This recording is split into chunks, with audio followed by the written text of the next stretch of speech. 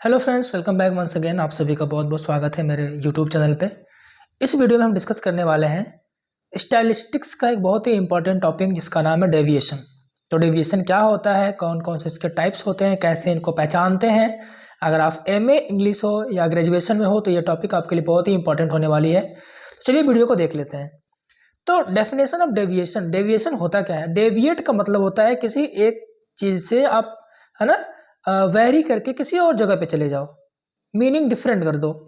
तो चलिए देखते हैं डेफिनेशन।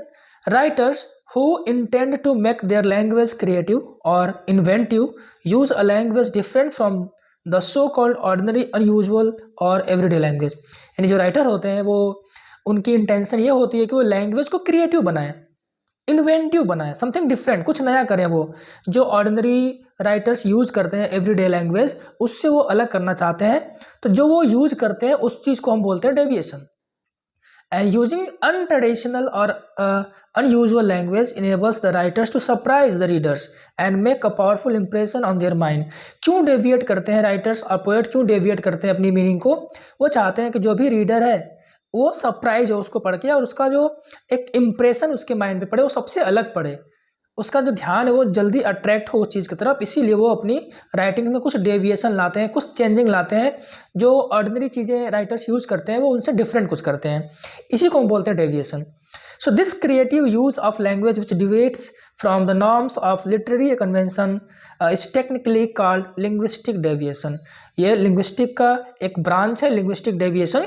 और कहते हैं कि लिंग्विस्टिक डेविएशन जो है वो हम क्यों करते हैं, हम अपनी लैंग्वेज को थोड़ा सा क्या बना पाए, जो कन्वेंशनल वे हम यूज करते थे पहले से उसको डिफरेंट कर पाए, उससे थोड़ा सा क्रिएटिव बना पाए, और जो रीडर्स है उसका ध्यान हम क्या कर पाए, इसकी तरफ अट्रैक्ट कर पाए।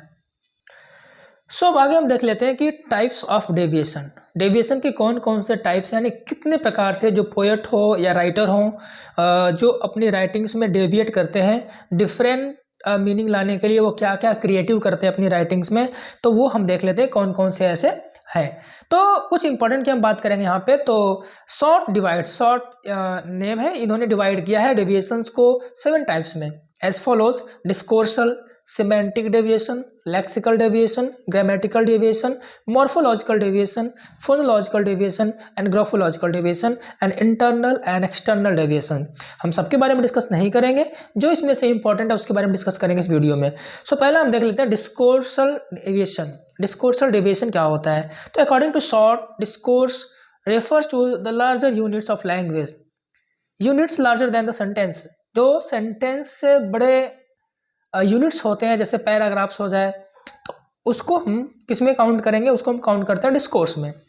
Connecting different sentences together to form higher organisational units of language. जब हम कई सेंटेंसेस को कनेक्ट करके हायर फॉर्म बनाते हैं लैंग्वेज का, उसको पैराग्राफ्स बोला जाता है, तो वो हमारा आता है डिस्कोर्स में। Through a discoursal level groups of sentences are organize into paragraphs. So discoursal level के अंतर्गत क्या होता है, ग्रुप्स ऑफ सेंटेंसेस को हम पैराग्राफ में ऑर्गेनाइज करते हैं, and groups of paragraphs into sections. और जो ग्रुप्स ऑफ पैराग्राफ्स हैं उनको सेक्शंस में ऑर्गेनाइज करते हैं, and groups of sections into bigger chunks of discourse, या हम कह सकते हैं चैप्टर्स। जो सेक्शंस होते हैं फिर उनको हम चैप्टर में क्या करते हैं, ऑर्गेनाइज कर देते हैं। सो बेसिकली हम जो डिस्कोर्सल डेविएशन में पढ़ते हैं, स्टडी करते हैं चीज़ों को, या तो कोई टेक्स्ट हो चाहे कोई पोयम हो, बट डिस्कोर्सल डेविएशन जो होता है टेक्स्ट में हम ये देखते हैं कि वो सेंटेंस से बड़े लेवल पे, पैराग्राफ्स लेवल पे, सेक्शंस के लेवल पे, चैप्टर्स के लेवल पे क्या क्या चेंजेस एक राइटर ने किया है, वो हम जो स्टडी करते हैं, एनालाइज करते हैं, वो करते हैं डिस्कोर्सल डेविएशन में। अब इसका नोट्स भी बना सकते हो। और नेक्स्ट हम आगे फिर देखेंगे सिमेंटिक डेविएशन के बारे में। सिमेंटिक डेविएशन क्या होता है? So Leech indicates that semantic deviation in poetry transference of meaning और metaphor in its widest sense. Leech नाम के व्यक्ति, उन्होंने बोला कि सिमेंटिक जो डेविएशन होता है ये मेनली आपको पोएट्री में मिलेगा। ट्रांसफरेंस ऑफ मीनिंग, जब मीनिंग को आप ट्रांसफर, हालांकि सिमेंटिक रिलेटेड किससे, मीनिंग से, ठीक है। जब किसी भी पोएट्री के लाइंस को हम उसके मीनिंग के बेसिस पे एनालाइज करते हैं तो उसको बोलते हैं सिमेंटिक डेविएशन। तो ट्रांसफरेंस ऑफ मीनिंग, मीनिंग में क्या चेंजेस लाता है कोई पोएट, मेटाफर को वो कैसे यूज करता है, इन इट्स वाइडेस्ट सेंस, बड़े स्तर पे, बड़े फॉर्म के रूप में, is the process whereby literal absurdity leads the mind to comprehension on a figurative plan. In other words, semantic deviation is a controlling feature of poetic language, especially of modern poetry. He introduces semantic deviation as some kind of nonsense or absurdity where the meaning is not in evidence at first sight and we have to search for it. Further, we'll see from here. In short, semantic deviation. In short, semantic deviation refers to meaning relations which are logically inconsistent or paradoxical in some way. Therefore, metaphors show this trait of deviation and they can be considered as nonsense.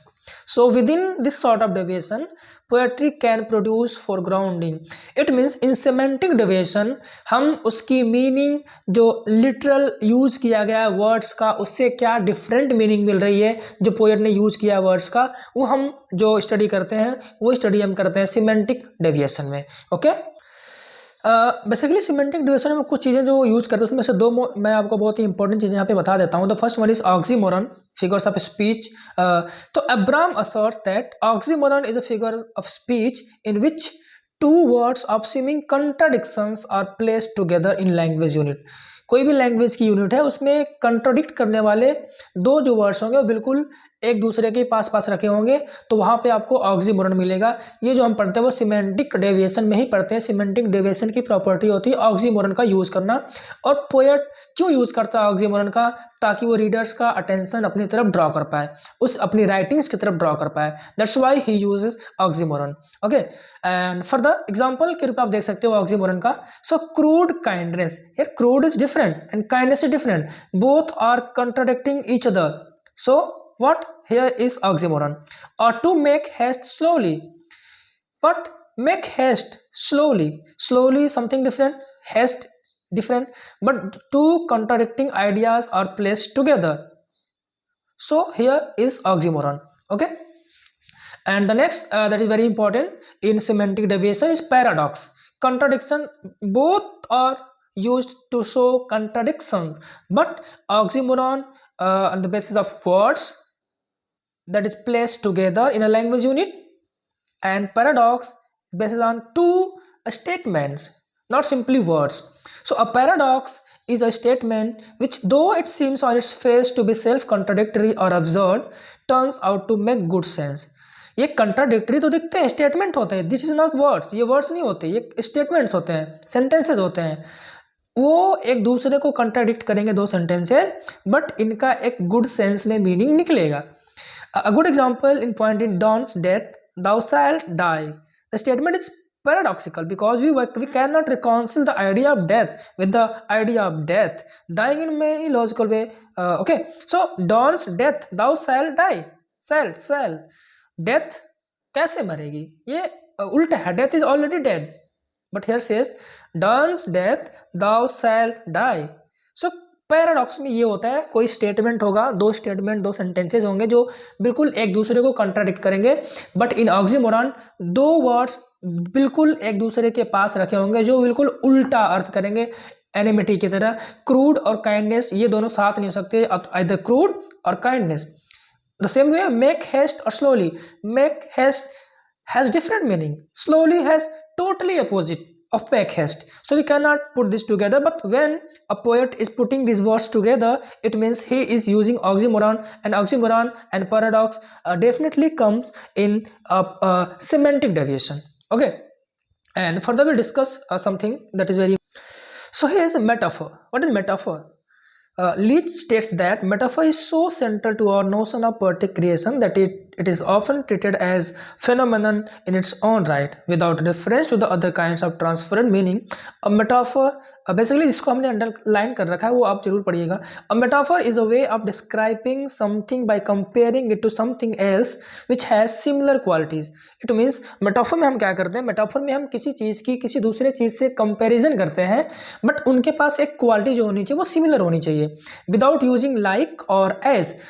और हमें उसमें like और as word का use नहीं करना है जब हम कंपेरिजन करते हैं. तो she was a caged bird, here she is compared with caged bird, but there is no word like or as. So here it is example of metaphor. The same way, to use her own metaphor that had to break free, he was a lion in the fight. So here you see, he was a lion. ही को यहाँ पे lion बोला गया, but comparison तो किया गया, but यहाँ पे कोई वर्ड्स नहीं आया है, तो हम बोलेंगे क्या, यहाँ पे मेटाफर है. एंड अगर ये वर्ड्स यूज होते हैं लाइक और एज, तो वो जो नेक्स्ट है सिमिली, सिमिली वो हो जाएगा उसका example. So a simile is a figure of speech in which two distinct things are compared by using the words like और as. She is like a rose. He fought like a lion. He was as high as a kite. So what is the difference between metaphor and simile? In metaphor, we do comparison, but word like or as are not used. In simile, we do comparison, but the words like and as are used. She is like a rose. She is compared with rose, but here the word like is used. That's why it is example of simile. But if we say she is a rose, there is also a comparison, but like is not used. It will become the example of metaphor. He fought like a lion. Like is present here, that's why it is simile. He was as high as a kite. As is present here, that's why it is example of simile. But if we say he was a kite, he was a kite without as or like, it will be example of metaphor. I hope आपको ये समझ में आया होगा. And the next, hyperbole. So it is a way of describing something by saying it is far much bigger, smaller words, etc. than it really is. It means hyperbole में हम क्या करते हैं कि कोई भी चीज़ को जो हम डिस्क्राइब करते हैं उसको बहुत ज़्यादा बढ़ा चढ़ा के कहते हैं, बहुत ही बिगर बना दें, स्मॉलर बना दें या वर्स बना दें. कोई क्वालिटी, बैड क्वालिटी और गुड क्वालिटी दोनों को इंक्लूड कर सकते हैं, बट वो रियलिटी में वैसा नहीं होगा, उसको रियलिटी से कहीं ज़्यादा दिखाया जाएगा. इसको बोलते हैं एग्जैगरेट करना. ओके, सो हाइपरबोली में हम क्या करते हैं, एग्जैगरेट करते हैं चीज़ों को. To wait an eternity rivers of blood. Rivers of blood not possible, rivers of blood. Okay, so this kinds of sentences comes in hyperbole, जिसमें हम बहुत ज़्यादा बढ़ा चढ़ा के चीज़ों को कहते हैं जो रियलिटी से फॉर अवे होती है, बहुत दूर होती है.